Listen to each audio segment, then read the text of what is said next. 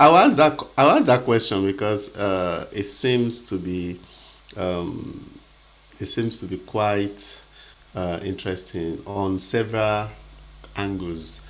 Because when people talk about diabetes, they usually think it's something that affects very only individuals that are very old, not young, not young people. But we are telling a story of something that affects very young, somebody that is very, very young. So it's really, really quite unusual to see.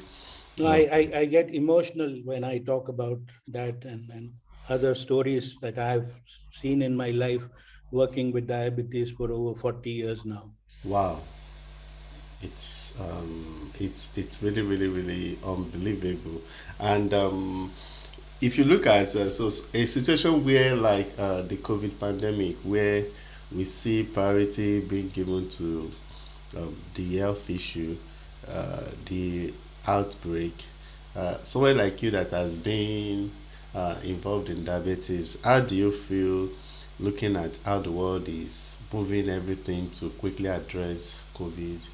But do you think not doing, offering similar seriousness to a condition like diabetes, how does that make you feel? I think it is a lesson that the world is learning with the pandemic, that you cannot isolate diseases and you cannot deal with diseases in silos, because we have to deal with human lives. Mm-hmm. And therefore, we need to pay attention to every aspect of human health. And the fact that in the COVID pandemic, the people who are the most vulnerable are people with comorbidities, people with diabetes, hypertension, heart disease, kidney diseases. These are the people that are actually getting hospitalized, and they are the ones that are the most vulnerable uh, uh, to COVID. And so, because we have for so many years not paid attention to diseases such as diabetes, we are actually paying a price for it. And because people don't realize that diabetes is an immune compromised state. People have paid attention to HIV, but there are only about 40 million people with HIV, but there are about almost 480 million people with diabetes, or even more. And when these people are at risk of infections, the impact of the infections is going to be much greater. So we'll talk about it when we get on to the discussion. Oh yeah, and maybe I don't know why um, I seem to really have this passion and for conditions like the non-communicable diseases. I always personally see them as a true assessment of what the state of global health is. For instance, when infectious disease outbreaks happen, it's expected to quickly mobilize resources and give probably what I can call a false depiction of what healthcare, the true state of healthcare is, but also an understanding of how the potentials, the true capabilities, if fully utilized. And I always see non-communicable diseases like diabetes as a true reflection of where we are It's as it's as it's not yes. only about the health system, but it is a true reflection of the society, and the stress and strain that the society is feeling, because it has multiple ramifications, as perhaps you would know when I start my presentation. That diabetes is not something that you can ascribe as a single cause for it, unlike infectious diseases. There are multiple things that are involved in causing diabetes. It is about the environment. It is about the lifestyle. It is about um, how we how our mother's health was when we were conceived and we were in the mother's womb, and that is having a reflection over how healthy or unhealthy we would be later on in life. So there are multiple ramifications to it, and people are not understanding the interrelationship between these issues, which is really very disappointing. Okay, if you've been following my discussion with Doctor Anil, it's we've been having this dialogue around diabetes before we started, and he's been telling me how he ventured into how he developed interest in diabetes, spending decades now in the field, and he has also been with the World Diabetes Foundation since its inception. This is actually the first edition of our webinar this year, and it's really I'm really happy that you've been able to join us today. My name is Paul Adepoju, and I'm the community manager for the Pamela Howard Forum on Global Crisis Reporting. If you notice the name change, we used to be the ICFJ Global Health Crisis Reporting Forum, but officially at 10 a.m. Eastern Time yesterday, we became the Pamela Howard Forum on Global Crisis Reporting. And the reason for this change is the realization of the need to look beyond the COVID-19 pandemic, and also expand the resources, the knowledge base, and capabilities of journalists to be able to also cover other crises. And the non-communicable disease has been an age-long crisis that is not really attracting the same attention as infectious diseases such as the COVID-19 pandemic.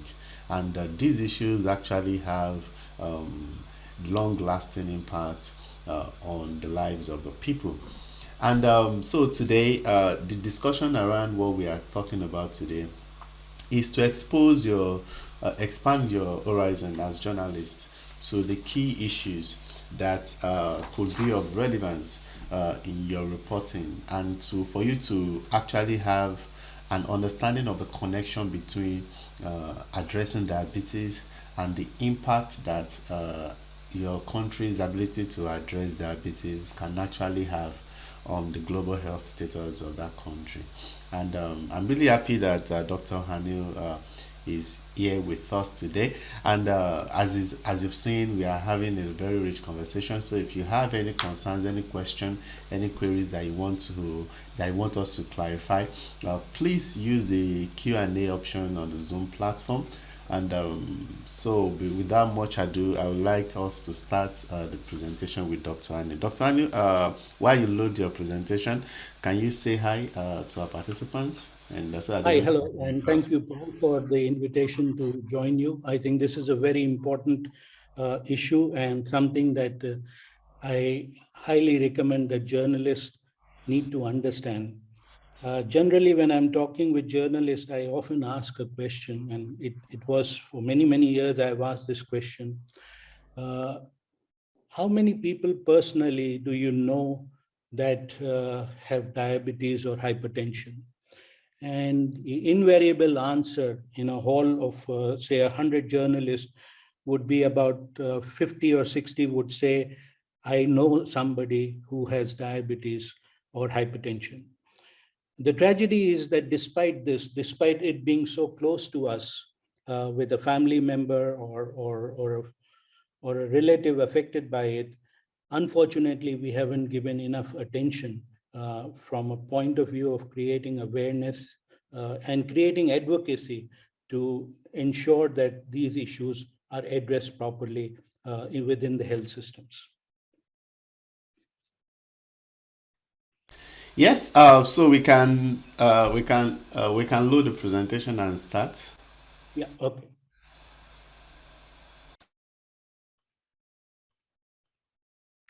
Uh,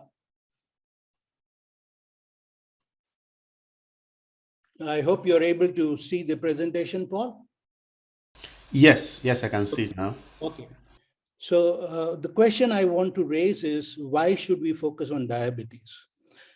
First of all, and I don't want to get into numbers and detailed epidemiology. That is something that you can always access from the internet. Diabetes, as we all know, has attained epidemic proportion. There are almost about 480 million people impacted by diabetes. And when somebody gets impacted by diabetes, it is not just that person, but actually the entire family is directly or indirectly affected. And therefore, if I assume that about 500 million people are impacted directly, then we can assume that roughly about 2 billion people on this planet are directly or indirectly affected by a condition such as diabetes. It is a long-term health, socio-economic, and human development consequences. It is not just a mere health issue, but it has consequences from a point of view of human development and socio-economic issues. It does not cause remarkable symptoms and is not life-threatening till complications set in. And that's why it has often been referred to as a silent killer. Prevention as care is low cost and feasible even in resource-constrained setting. Despite that, there are limited actions to address prevention. Care is generally inadequate. Complications are common, and when people are diagnosed, and these complications increase with the duration of diabetes. These factors combine to increase the economic burden to the society, family, and the individual. Delayed diagnosis and improper treatment has socioeconomic significance because those who need the most advanced care are often the ones who can ill afford such care, and this traps them and their families into a debt cycle and further impoverishment. I come from India, and we have noticed that over the last uh, 2 decades, millions and millions of people have been lifted out of poverty. But the rising burden of diabetes is going to drive them back into impoverishment because of the catastrophic health expenditure that would occur. Now, I want to make a very important statement here. Treating diabetes and preventing diabetes is not expensive. Not treating it is very expensive because all the cost of diabetes emerge from the complications that happen when diabetes is not properly treated. Treating it inadequately is even more expensive because you have put in the input of providing treatment, but if you not do it properly and it's not done adequately, then you have invested money, but you are not getting the outcome. And therefore, treating it inadequately is even more expensive. And this is something that our ministries of finance and ministries of health need to understand. That but unfortunately, what has happened is that people say that treating diabetes is expensive. Treating diabetes is not expensive. It is the complications that occur because diabetes is not treated that makes it very expensive. And this is something I want to highlight.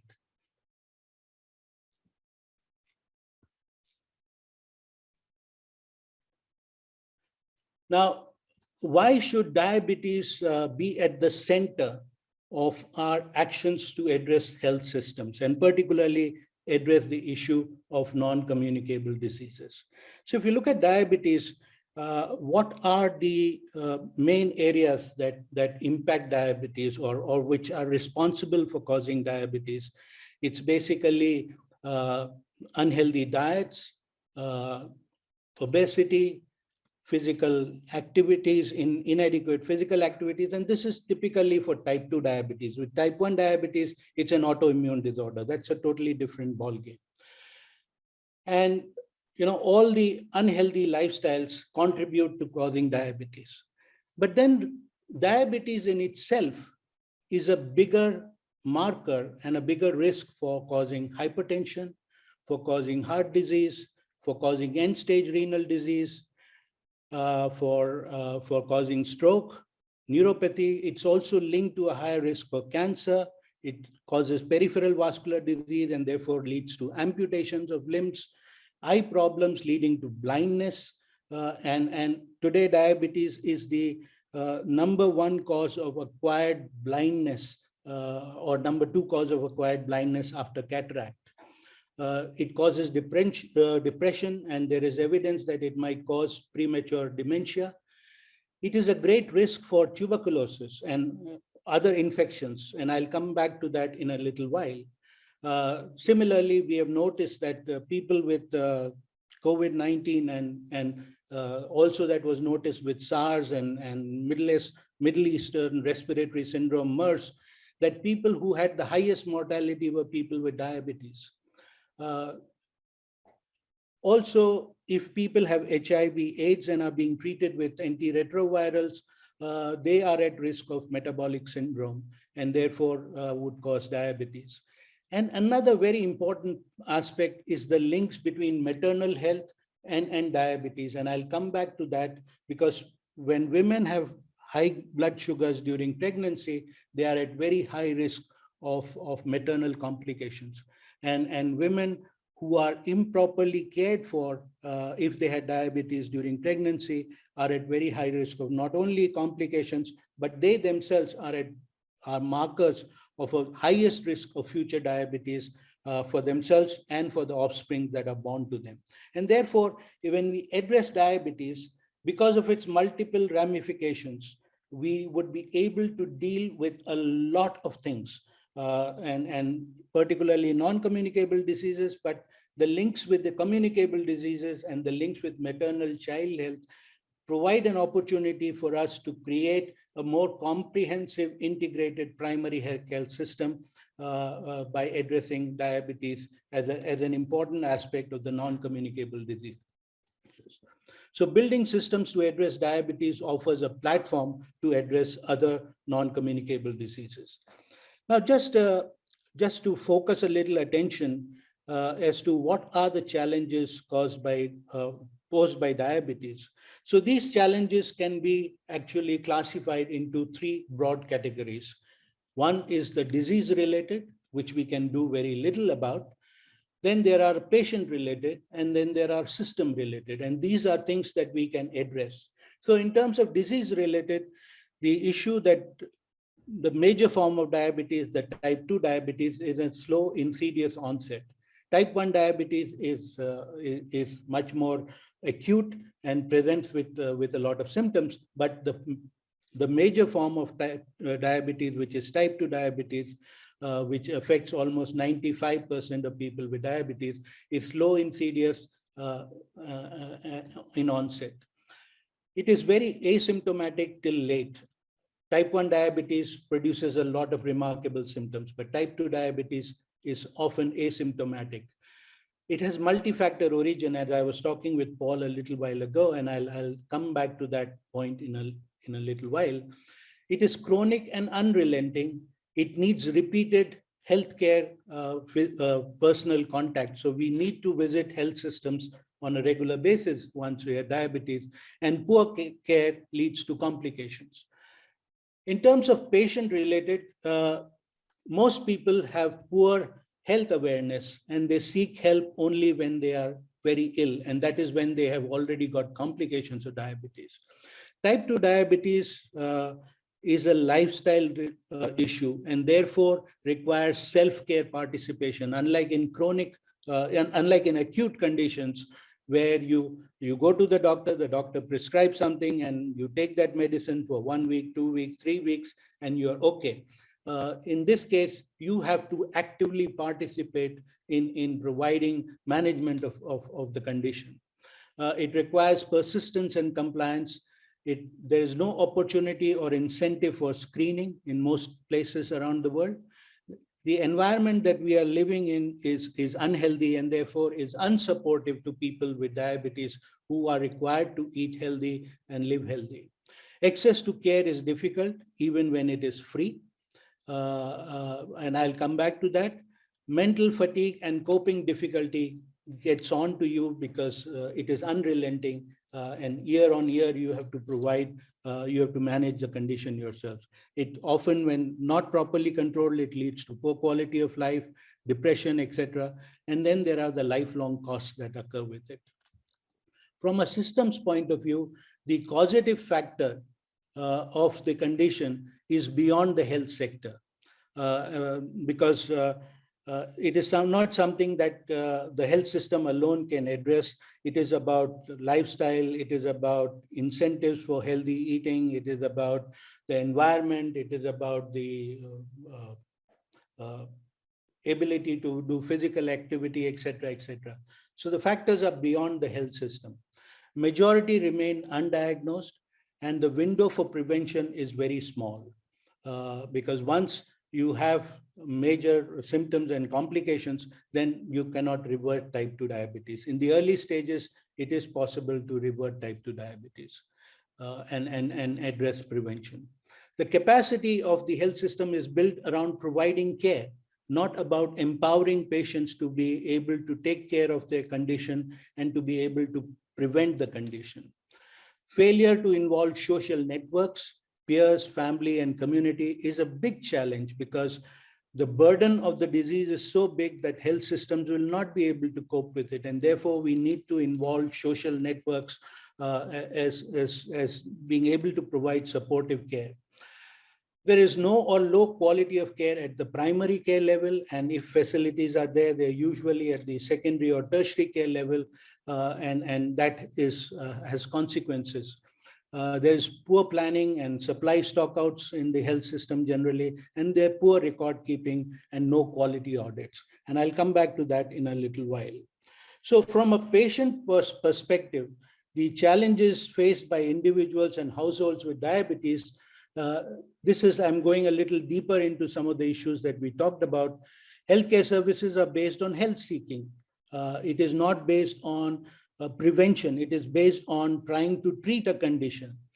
Access to care is not easy and convenient because of the distance often, because if it is not available at the community health center or at the primary care level, and if you have to travel 300 kilometers to seek care, often it is costly. Even when it is given free, it costs people money to be able to travel. They lose their work time and lose their livelihood, etc. And therefore, people just give up if it is not available close by. Poverty is an important issue. And if people are poor and it costs money to access care, even if given free, people will not access that care. There's poor education and lack of information. And people are vulnerable to myths and hearsay. In most developing countries around the world,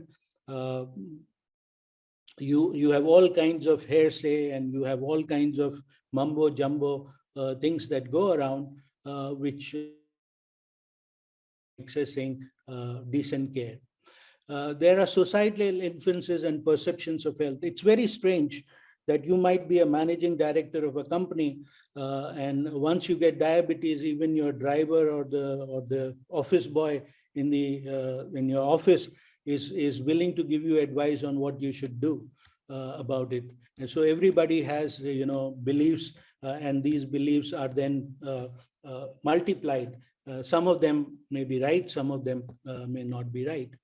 It requires personal involvement and engagement, and that's why it's very important that people need to be informed, educated, empowered to be able to take care.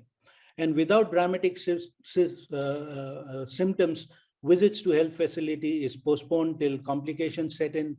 And when complications set in, then you get into dependence. So if a person loses a foot to amputation because of diabetes or becomes blind, then you are dependent. You might have been the bread earner of the family, and now because of the complication, you cannot work. You become dependent. And when I said that diabetes is very expensive and has consequences for human development. So imagine somebody who has diabetes and loses a limb to a foot amputation and is not able to work. Now, his children otherwise might have studied in school, might have gone to college, but because the bread earner cannot function, they would have to start work early in life and at levels that is a little below what capacity they might have had they been able to get fully educated. And therefore, it has consequences for human development because of these complications and ill health. And therefore, health is a very important aspect of economic development, which unfortunately our politicians are unable to realize and understand. From a health system point of view, a major issue is the poor quality of service and care that is provided across the world. Even in the most developed countries around the world, there are very few institutions where one finds that you can get a more structured care for diabetes. But in the developing countries in Africa and parts of Asia, and in particular South Asia, there is hardly any care available at the primary care level. The care providers are poorly trained, overburdened, ill-equipped, unmotivated. There's poor surveillance. There's non-existent record keeping and case management. Now, imagine that, Paul, that you can access your bank account while you are in London. You can access your travel itinerary. You can download your tickets from anywhere in the world, right? But you cannot access your health records. And imagine somebody who has diabetes and has had diabetes for years together, and there are no health records available. So when you go to the primary care physician, he has no understanding of what has happened to you in the past. There are paper records, but paper records get misplaced, or it cannot be properly accessed at the time that you are providing care. So imagine if you had a system where you had a primary care physician had a dashboard on his computer, where he could see what has happened to you over the last so many years, then the advice that he or she would give would be much more structured. But without that, it is not possible to do. And case management is not happening at all because there is nothing at the primary care level. And this is a very big issue. So if you look at, what improved HIV care in Africa, it was because there was structured case management records that started happening with the DOTS program in tuberculosis, etc. There's nothing like that for chronic diseases. And that's also an issue that leads to mismanagement in terms of supplies at the clinic. So if you don't know how many people you have with diabetes in your clinic, you are not able to order things appropriately. The whole system will not be able to work until and unless you have proper record keeping. The other issue is failure to identify and screen and follow up people at risk. So you might identify somebody at risk of type 2 diabetes, but you are not able to do anything about it in terms of follow-up. The other major problem that I have with the health system and even with profession is that when we identify a case with diabetes, we do not focus attention on the family. Now, if you're seen about infectious diseases, when you have somebody with COVID, you ensure that you isolate that person and you create a ring of defense around the family, right?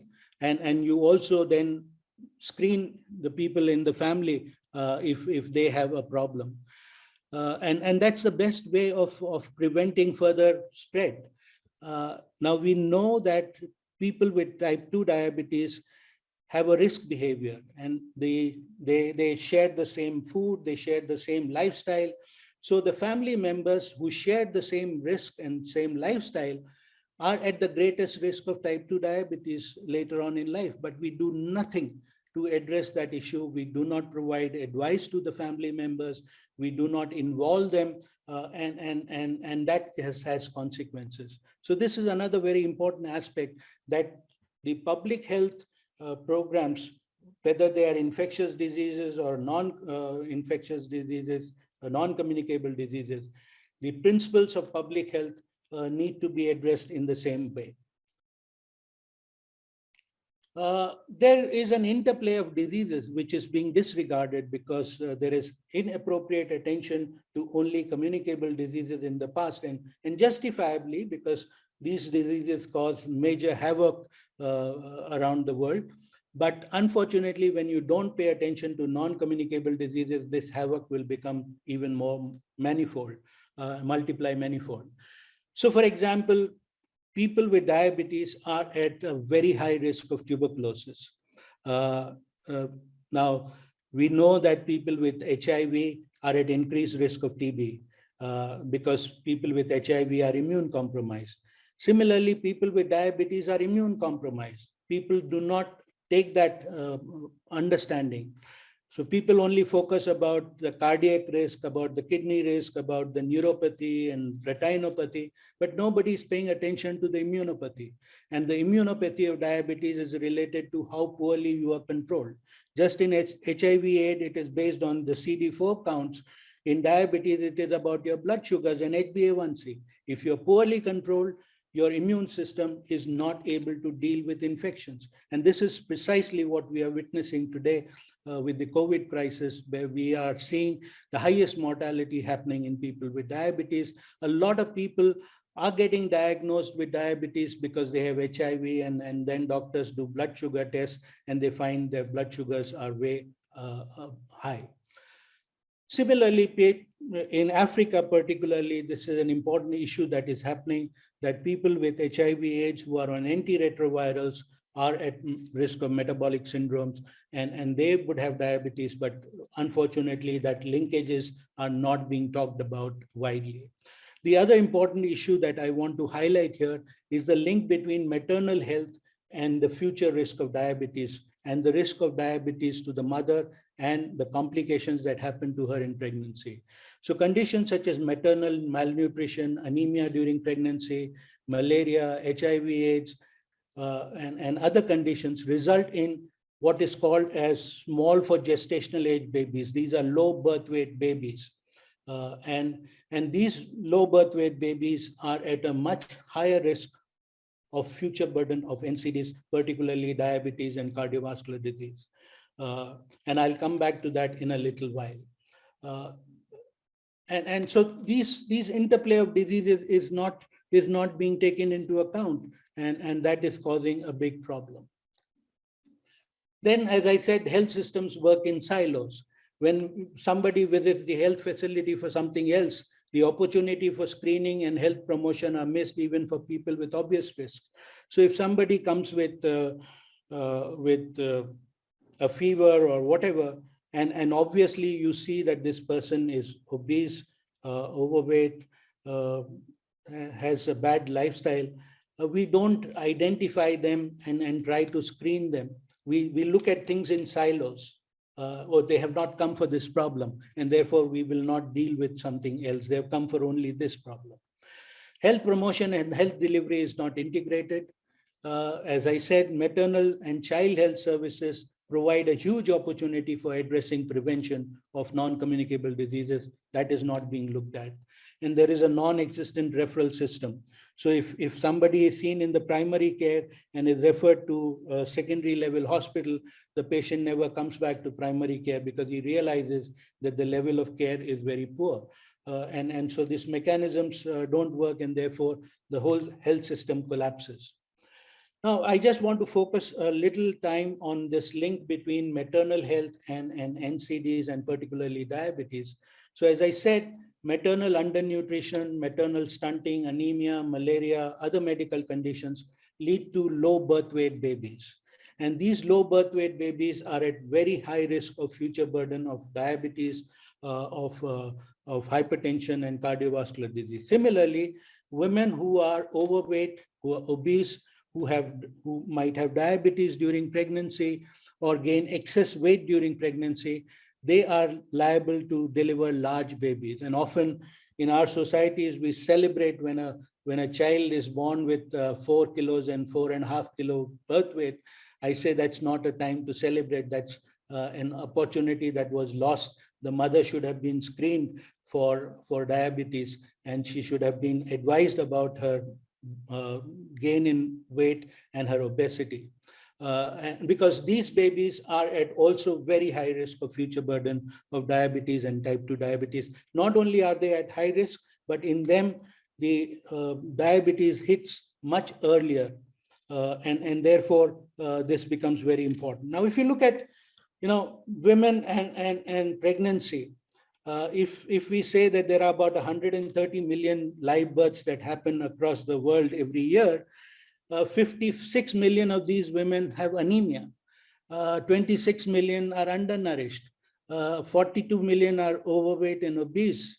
About 21 million of them have a condition which we call as hyperglycemia in pregnancy or gestational diabetes, and they're not even looked at for it. And about 10 million of them suffer from hypertension during pregnancy. Now, all these conditions are programming the offspring for a future burden of NCDs, because there is a mother-to-child transmission of risk that is happening. So while we say mother-to-child transmission of infectious diseases such as HIV, we are forgetting that while this is not an infectious disease, but the risks from the mother are being transferred to the next generation in pregnancy.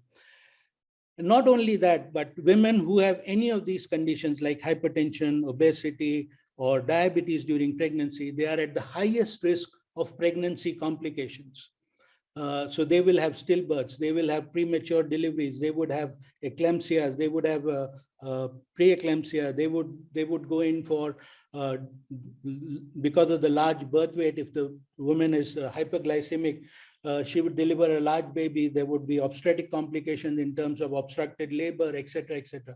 So this is a cycle that is being repeated. So mother-to-child transmission, and particularly if it is a girl child, it becomes a very important issue. So NCDs adversely impact maternal health, and poor maternal health increases the risk of NCDs. And if it is a girl child who's born to a mother with either had a low birth weight, or the mother was undernourished, or the mother was overweight, this girl is at risk of pregnancy complications, particularly diabetes during pregnancy, when she attains the age of reproduction. And then she will transfer this risk to the next generation. So therefore, pregnancy is providing this opportunity of multiplication of these risks that are happening, because we are not focusing attention on the maternal health and not seeing the link between maternal health and NCD prevention. I'll not go into the detail, but we know that all these conditions that are described here happen at much higher rates in women who have diabetes during pregnancy. Yet very few women are actually screened for diabetes during pregnancy. Not only that, but when somebody is lucky enough to be screened and diagnosed, we lose the opportunity of following this mother. So not only this mother, but any woman who has had a difficult delivery is actually a target for future NCDs. So women who have premature delivery, women who have had stillbirth, women who have had delivered a large baby, women who had obstructed labor, etc. These are all women that are potentially at higher risk of future NCDs. They are at the highest risk of getting diabetes early on and cardiovascular diseases. Not only them, but the babies that are born out of these pregnancies are at very high risk. But what do? We let these women go away and we don't focus attention. And there's a very simple method that this can be done. We need to link the mother's health with the child's health by ensuring that the child's health carries a mark or a spot or something that tells the healthcare provider that when the child comes for vaccination, the nurse can talk to the mother for 10 minutes to say why the mother needs to take care of her health, why she needs to breastfeed for a longer period of time, why she needs to lose weight between this pregnancy and before she becomes pregnant again, because this would reduce the risk in the next pregnancy. It will reduce the risk for future complications in her life. But we don't spend that time. We cannot find that link. And this, I find, is a tragic thing. I keep on talking about it. And when I'm talking to obstetricians, people nod their heads. But when it comes to application, unfortunately, very little gets done about it.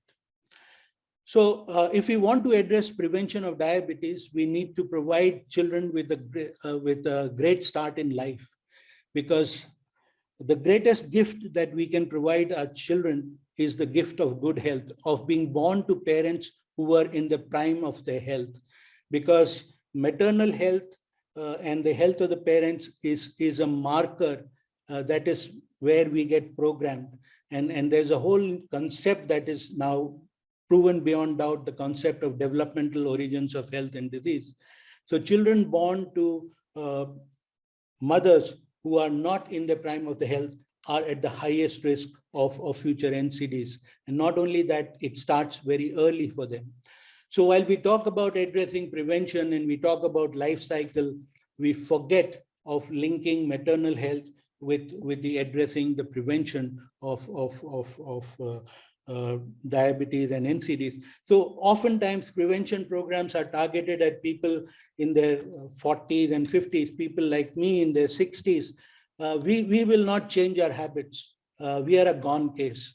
If we have to address prevention, we have to address people at the age of Paul and his peer group to ensure that you are in the prime of health when you are in the area of in the period of conception, and ensuring that these children born to these parents then are able to get vaccinated and get able to provide the best possible nutrition. That's how we will be able to prevent future burden of NCDs. If we don't do it, then I'm sorry, we are not going to address prevention of NCDs.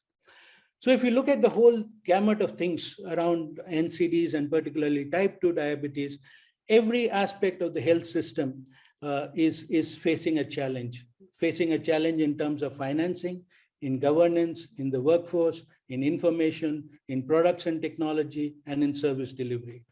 And this is something that we need to do. So here are some of the points that I have put here on the slide, and I'd be happy to share these slides with you, Paul, in case some of the people would like to, use them.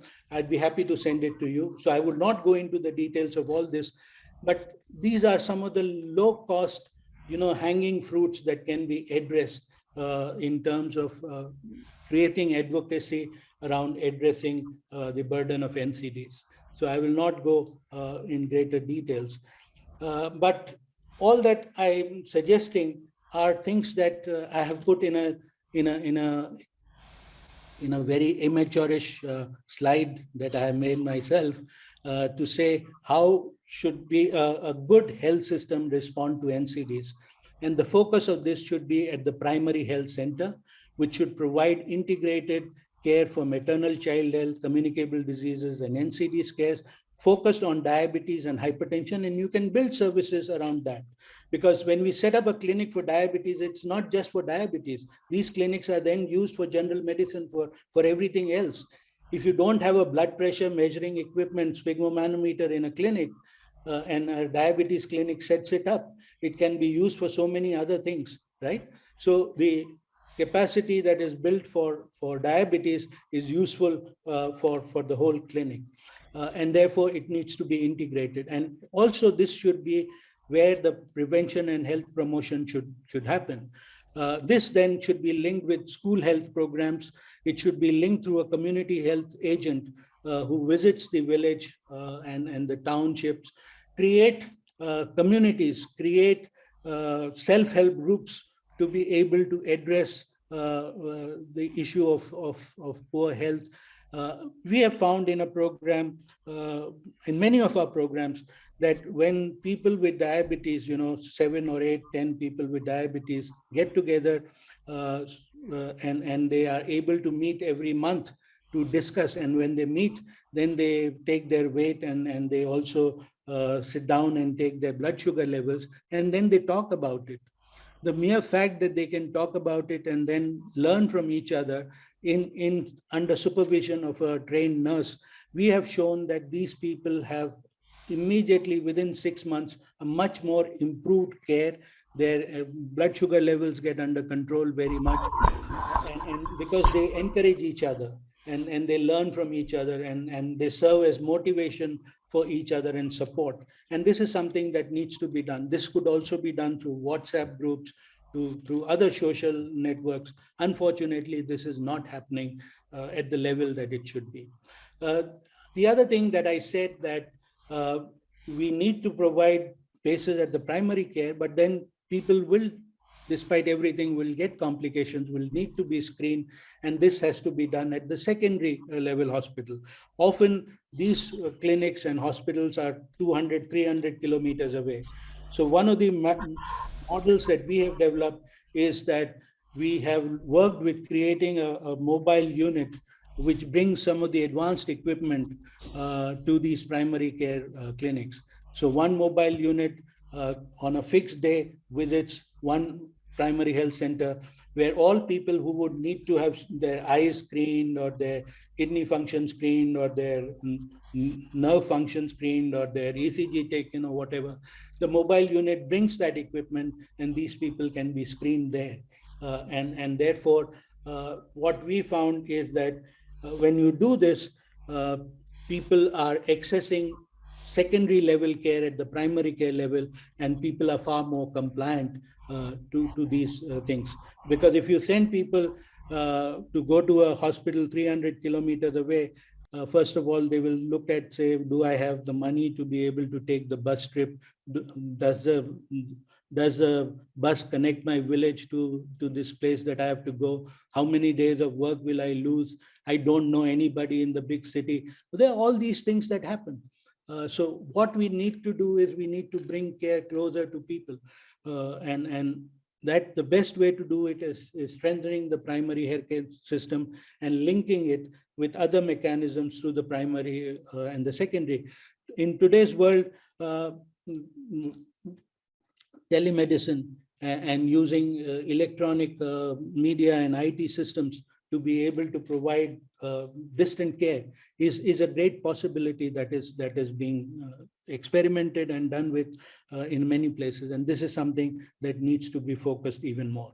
So that's all I had to say, Paul. I think I said too much. I thought I was going to only talk for 15 minutes, but I get carried away by some of these issues. I'm sorry about that.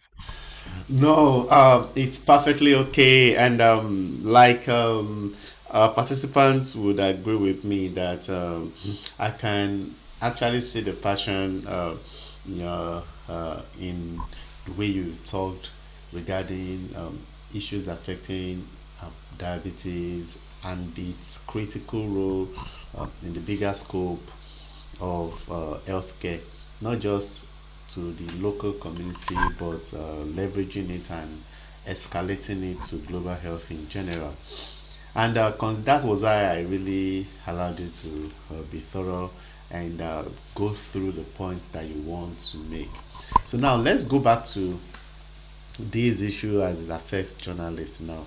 So anytime you open the newspaper and you see a story on diabetes, uh, what do you think journalists are getting wrong the most, and what do you think journalists are not paying attention to in reporting diabetes? Uh, the most important thing is for journalists is to themselves to be able to understand a bit about the issues that people face with diabetes and highlight them and bring it to their attention, become the advocates for improving care. And also, by bringing those issues up, you actually are bringing attention to the health providers and to the health administrators that these are issues that need to be addressed. Uh, the important thing is, how do we help people to get empowered to be able to deal with it? And so that is an important issue. Then the other thing that journalists have to understand, that diabetes is a rather complex issue. You have type 1 diabetes, which is quite different from type 2 diabetes, or the type of diabetes that I referred to that happens during pregnancy. And these are all important issues that need attention every which way. The problem is that we tend to start focusing on access to medicines. Access to medicines is important. It is absolutely important, because if you cannot treat people But you can provide medicines, but if the healthcare providers are not able to deal with diabetes, if they don't have the capacity, if they've not been educated, if they've not had the empathy and understanding to be able to deal with diabetes, you can have the best health system, it will not work.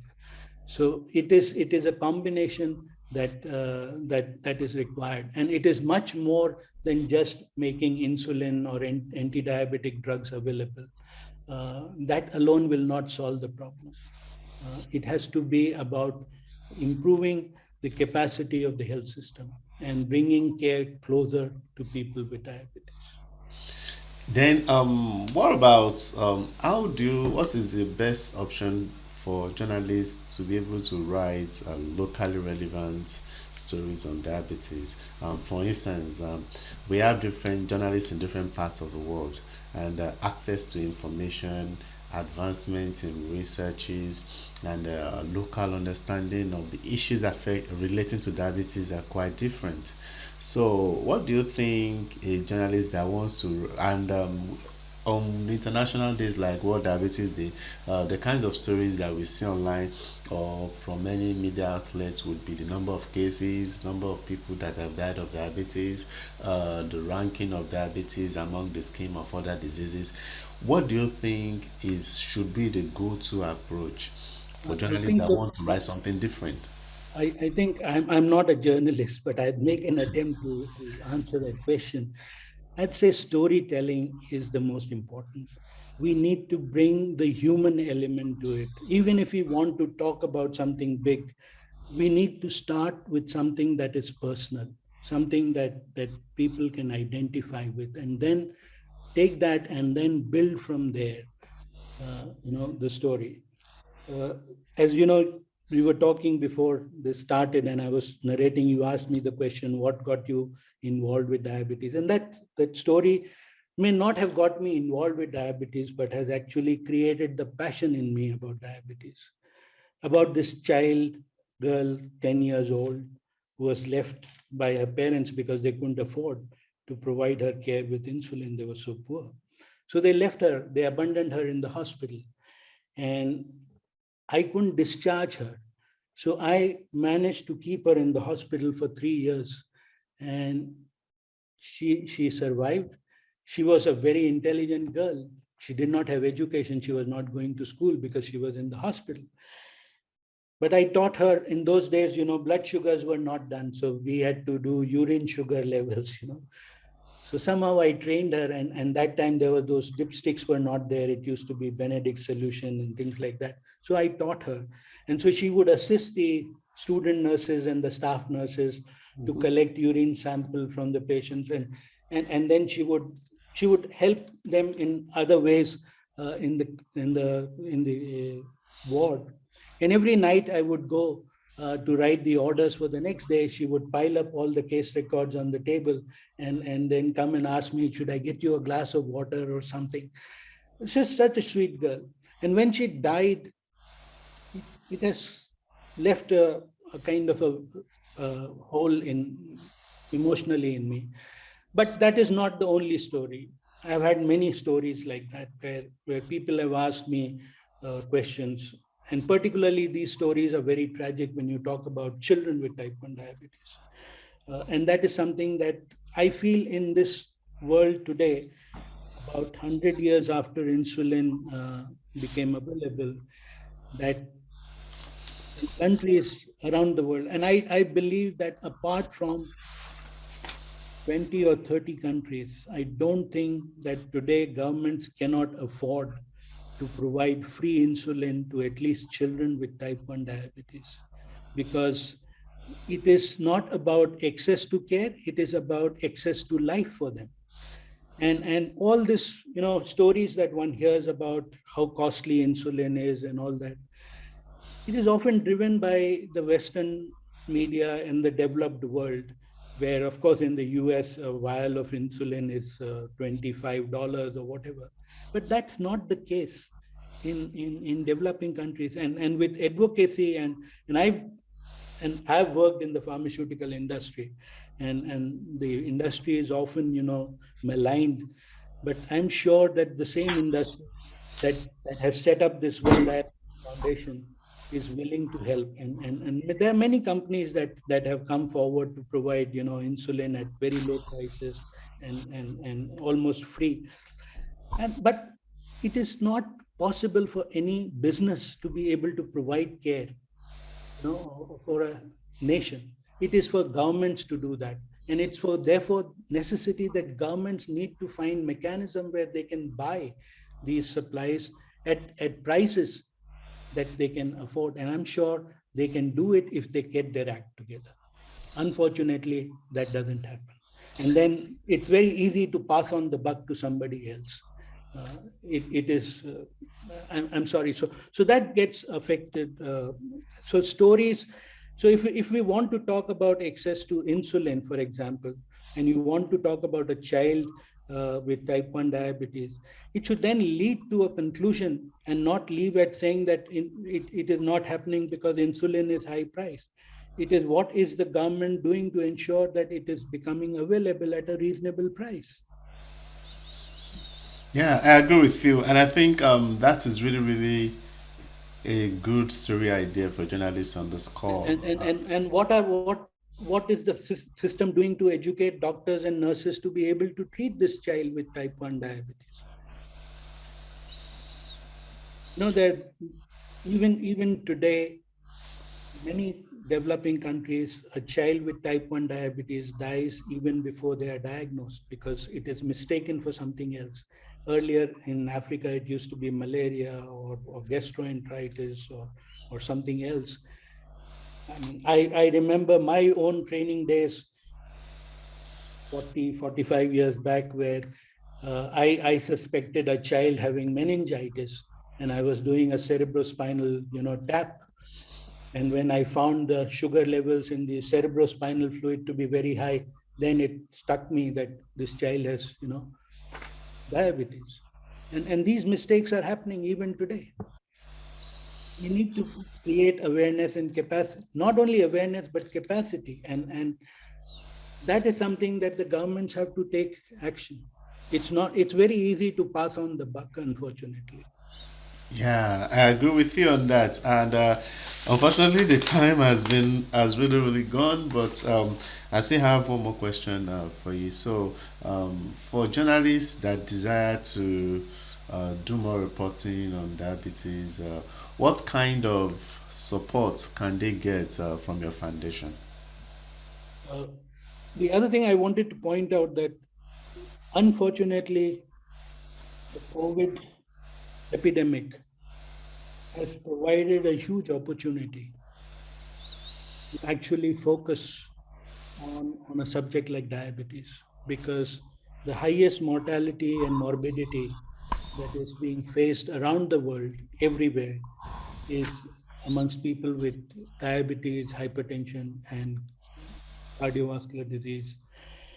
And therefore, this is also a most opportune time to, to force our governments to start taking action and not let them forget after this pandemic is kind of subsides, uh, to, to, to let it go.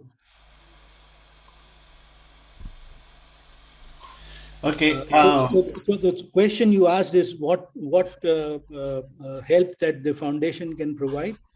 Well, the foundation can provide with opportunity to look at stories, success stories of initiatives that have been taken place. These opportunities are across the world, particularly mostly in the developing countries. And therefore, journalists could use these stories and actually carry them forward by actually investigating what has happened further. That would also provide us a third party evidence of what has gone right and what has gone wrong with whatever we have done.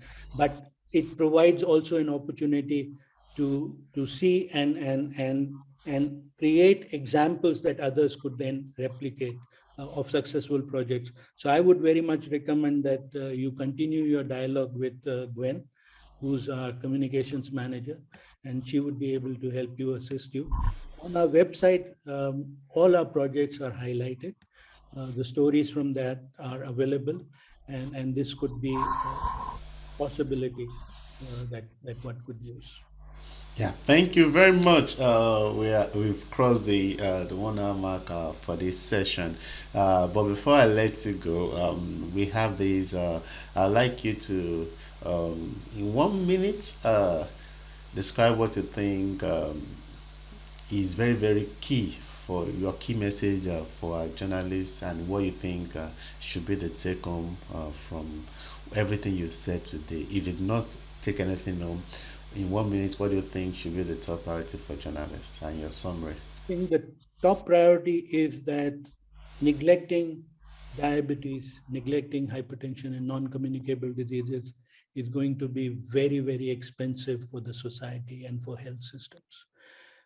We are witnessing that in the modern times, where hospitalizations because of COVID are primarily in people with these conditions who are poorly managed. Therefore, neglecting diabetes, hypertension, and non-communicable diseases is going to be extremely expensive in terms of economics, in terms of driving people back into poverty. So if we talk about economic development and human development, we should ensure that we talk about prevention and addressing the non-communicable diseases. Acute illnesses are important to address, but we must realize that acute illnesses hit the most vulnerable people the hardest. And these are the people who are the most vulnerable if they are not properly cared for.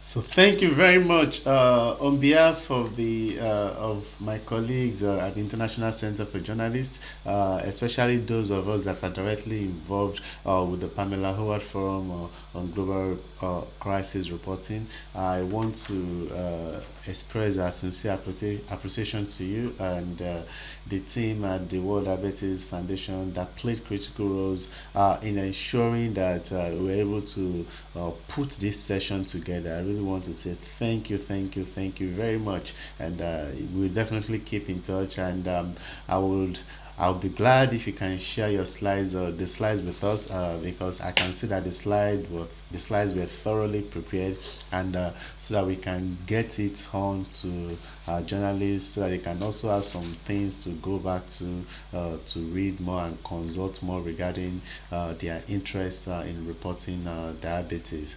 Furthermore, if you're a journalist on this call and you want to do anything related to diabetes that would require you getting direct information from the foundation, just reach out to me. I'll be able to facilitate that introduction. The goal of this initiative is to foster and improve your ability to report stories by bringing resources, contacts, and providing any kind of support that you may need in your study, in your work. And one story idea that came from this session that I think is really, really worthy of reporting by everybody, irrespective of where you are. I think it's something I will also be doing some things on. So, is the initiative regarding insulin access for children with diabetes. So, I will encourage you to explore this, actually where you are. What's the status? Is your country aware of this? Is your country or community doing anything towards improving access to insulin for children? That's going to be a really, really good story for anybody that wants to work on that. And also, I also want to bring to your attention the fact that we have there are some like I said, we are going to always encourage and provide access to information that could benefit you. So if you're in search of opportunities, allow me to introduce you to the latest set of opportunities that are available on the HighJNet platform. So we have some opportunities that are ending soon for individuals in Asia, in the US.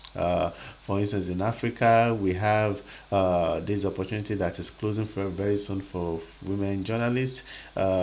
And we also have opportunities that anybody across the world can apply for, irrespective of where you are. So, what I will encourage you to do is go to the hygienet.org platform. Let me quickly copy this link so that you can easily access.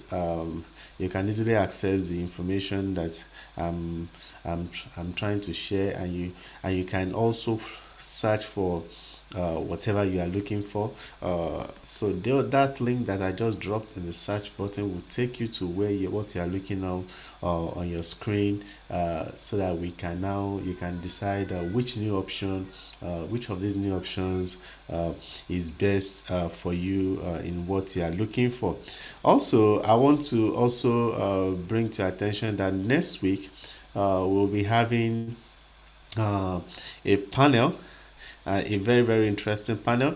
Instead of diabetes, next week we will be looking at climate change. Climate change is going to be our focus for next week, and this is going to actually further tell you that we really mean business in what we are doing regarding expanding everything that you know regarding journalism. So the theme for next week is covering the climate crisis and what you need to know. And we are going to be having journalists from the Washington Post, Bloomberg, NPR, and Atmos. So what you have on your screen is what next week's session would be on. So, like you agree, diabetes is a crisis. Climate change is a climate crisis is also one that is ongoing, and I expect you to be participating in this. Will also be the session will be moderated by the president of the ICFJ. So you should know that this is really important to us at the organization. So please and please, I encourage you to be part of it. And if you have any topical issue that you desire us to cover, please and please don't be shy to reach out. My email address is p@icfj.org. So that I just dropped my email address. If you have any concern, any issue that you think I can help you with, please and please don't be shy to reach out, and I will do my best to really ensure that you are able to get the information that you so need. And if you are not yet part of our Facebook community, I encourage you to join our Facebook group. The Facebook group is really really an interesting and exciting one for us. Every day we share information and resources for journalists in different parts of the world. So it's on Facebook. Just go to Facebook group and search for the name of the forum. And I've made it quicker for you. I've put the link directly in the chat box that will take you directly to the forum. It's been an amazing time, and I really want to appreciate those that had to take. I just wanted to say something. Since Yes, your next session is about climate change and environmental issues, yes, uh, I just wanted to highlight that uh, environmental pollution is also one of the big triggers for NCDs and diabetes. So all these things are linked. We talk of them in isolation, but if the planet is unhealthy, human beings cannot afford to remain healthy. So all these things are linked in one way or the other, and it is our lifestyles that are impacting the planet, and the planetary health is impacting our health. So these are all interlinked things. So thank you for having me on your important show. With this, I'd like to take your leave. yes. So thank you very much. Like Dr. Hani said, everything is interconnected, and that is what we are trying to achieve here. Uh, Having a central platform for us to discuss all kinds of crises, so that we can also find connections for journalists. So you don't just look at diabetes alone. You can see it from the angle of environment, from the angle of different issues that are critical. So thank you very much, Dr. Anil, and thank you very much, everyone, for Have a being good with day. us today. Have a good day, everyone, and bye.